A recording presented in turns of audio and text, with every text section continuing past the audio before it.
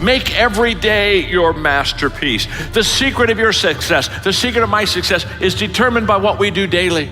The more valid reasons you have to accomplish a dream, the higher the odds are that you will. How we view things determines how we do things.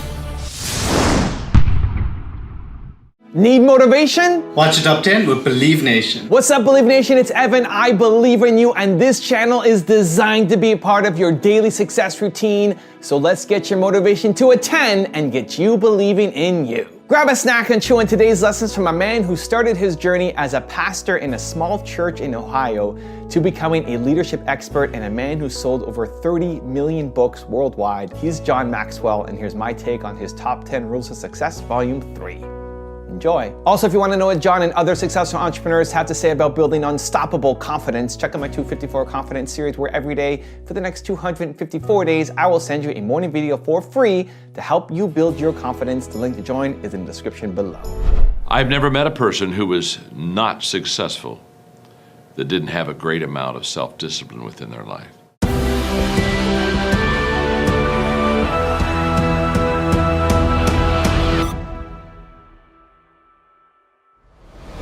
Okay, let's kick it off with rule number 1. Make today count.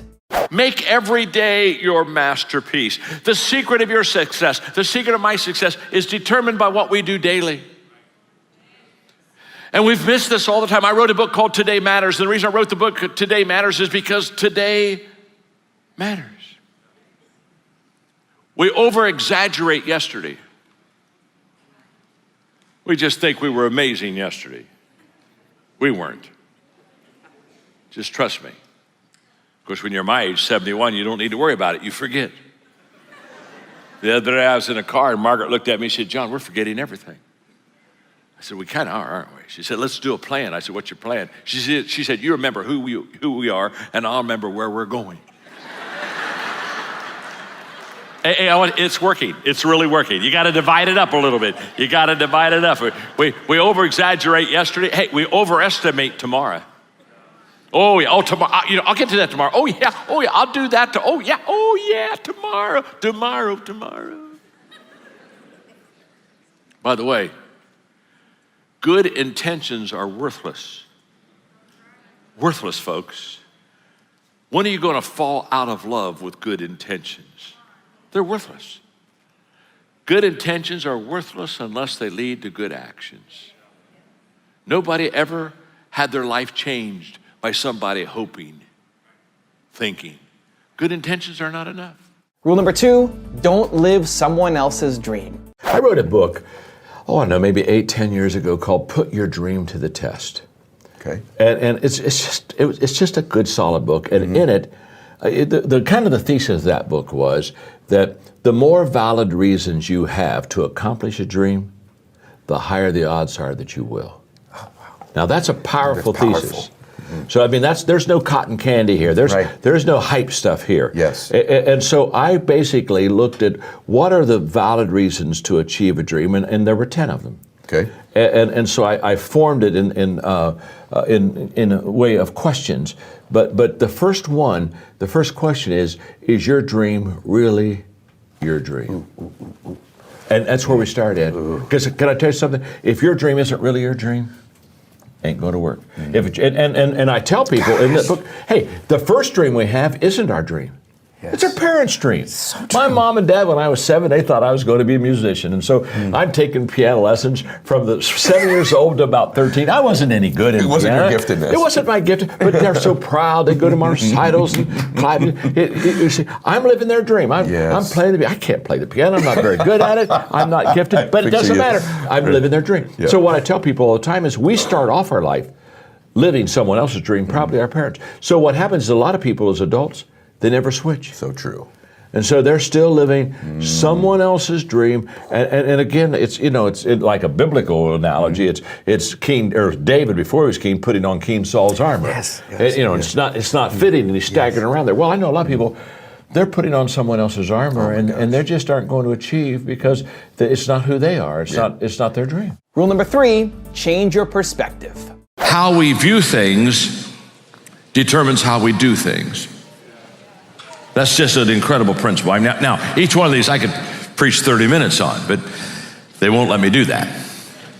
But how I view things determines exactly. So if I view things in a perspective of wanting to serve with excellence, guess what I'll do? I'll serve with excellence. If I view things in a very kind of a average way, then I'll put average into that endeavor. So how I view things is how I do things. Let me give you another perspective principle that's just huge too, and that is what you see is who you will be. And we see things not as they are, we see things as we are. That's why two people can be in the same situation, same experience, same place, and see things completely different than anyone else. So what is before you isn't what you see, who you are is what you see. Rule number 4, make a difference. You see, my journey on how to make a difference was when I was in my 20s and my assistant, I was a pastor, I started off pastoring. She gave me a Christmas present, I opened it up and the title, it was a book, and the title of the book was The Greatest Story Ever Told. Now I loved to read and I thought, oh my gosh, what a title, The Greatest Story Ever Told. I, with great anticipation, opened up the book, and when I opened up the book, much to my surprise, all the pages were blank. And I looked at her, I said, well, it says The Greatest Story Ever Told. She said, turn to the first page. I turned to the first page and she had written a note for me. Dear John, your life is before you. You fill these pages with your dreams, with your hopes, with matters of your heart. You write your story and make it the greatest story ever told. I took that book home with me. And the next morning, I wasn't a writer at that time at all. Next morning, I started writing my first book, and this was for me. And the first words on that blank page, the first words I put on that blank page was, I want to make a difference. Because that's exactly what I want to do. I want to make a difference.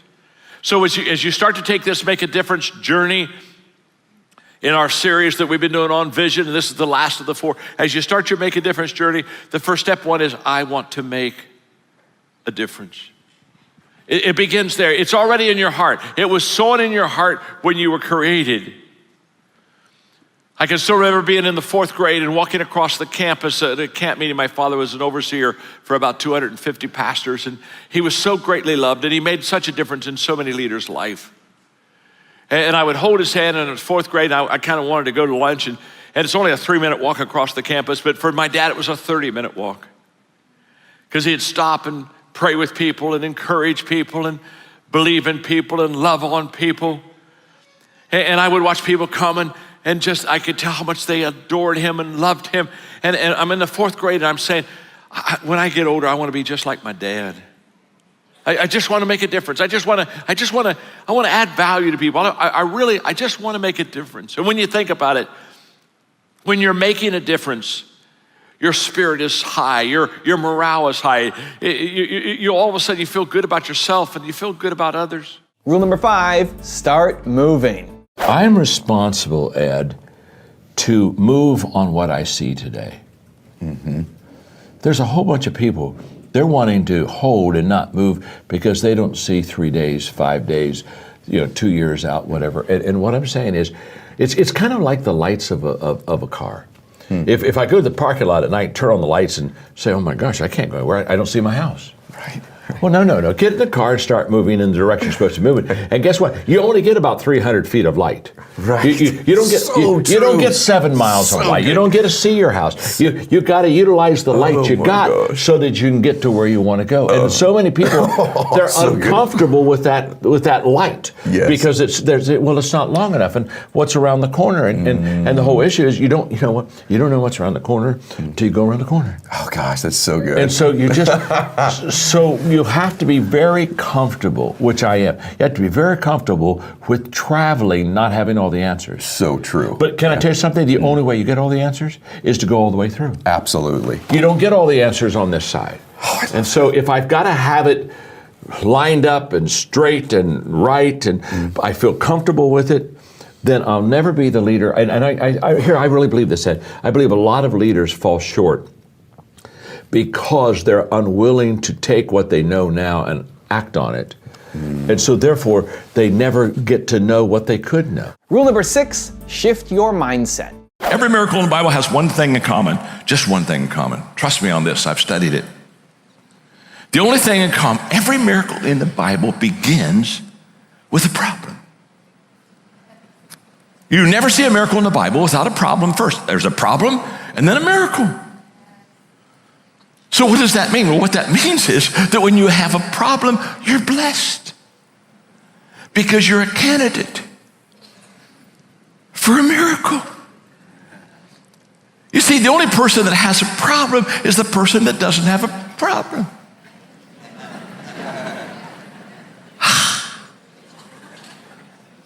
You see, if you have a little problem, you're a candidate for a little miracle. If you got a big problem, you're a candidate for a big miracle. I mean, choose the problem and choose the miracle. But if you have no problem, you're not a candidate for a miracle. I feel badly for you. Rule number 7, value people.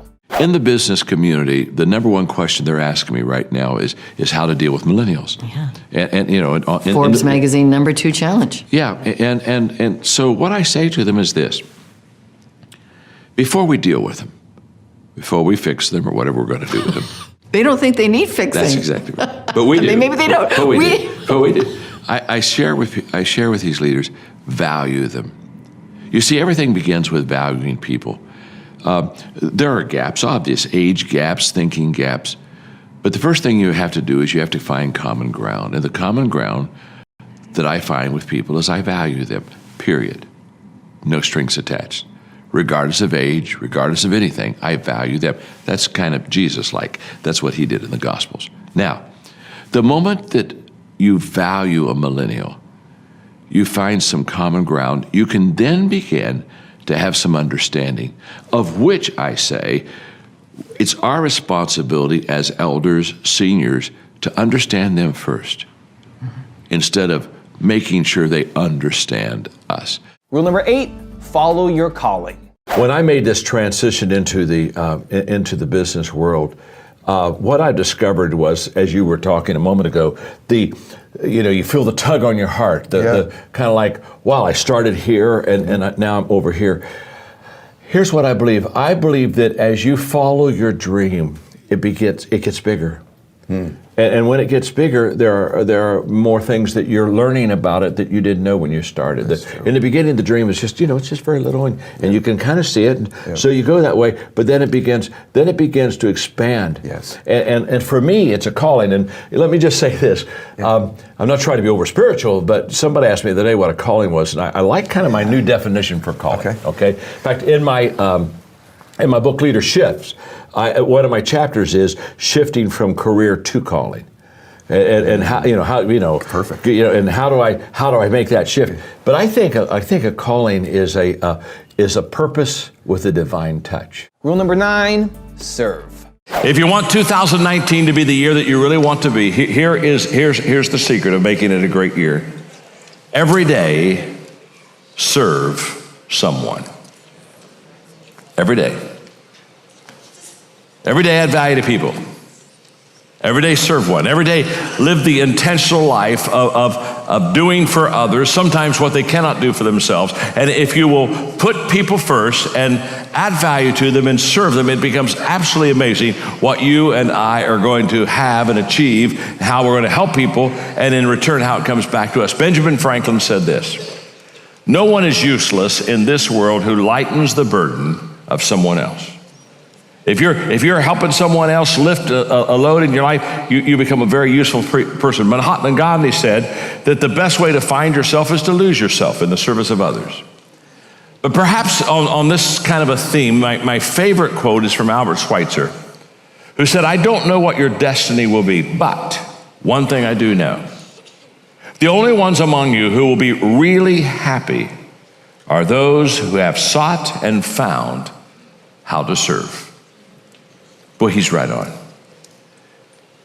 The happiest people are not always the most successful people, but they're the ones who serve the best. I've met a lot of unhappy, successful people, haven't you? But I've never met an unhappy person that gave their life of serving and giving and adding value to other people.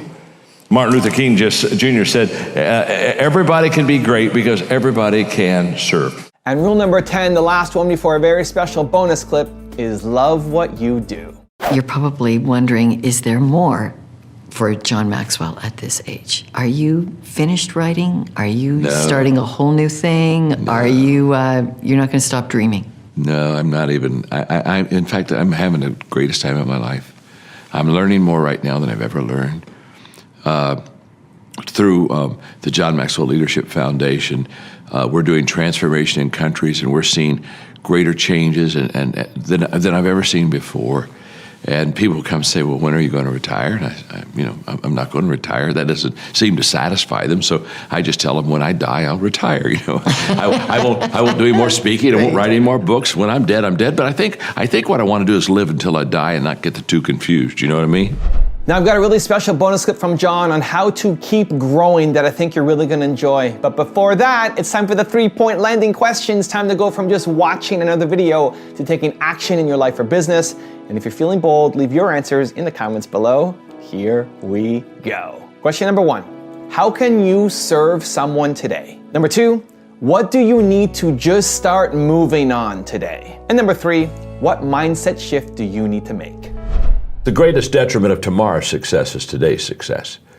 Because the tendency is for me when I'm successful, Ed, to hold on to it and say, okay, let's not change anything. We've got the formula, we got it down, we're making some good money, we're helping some people. So let's kind of box it and kind of set it apart and let's keep it just as it is. And of course, that's a disaster. In fact, that's one of the reasons why I wrote the book Leaderships, is because I wanted to help people understand that there's no such thing as leading people the same way forever. That you have to keep learning and growing and shifting and making those shifts in your life.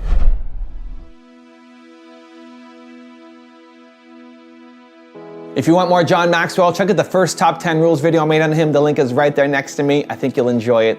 Continue to believe, and I'll see you there. And that never quite rang true with me. This something for nothing entitlement mindset that invades so many people's lives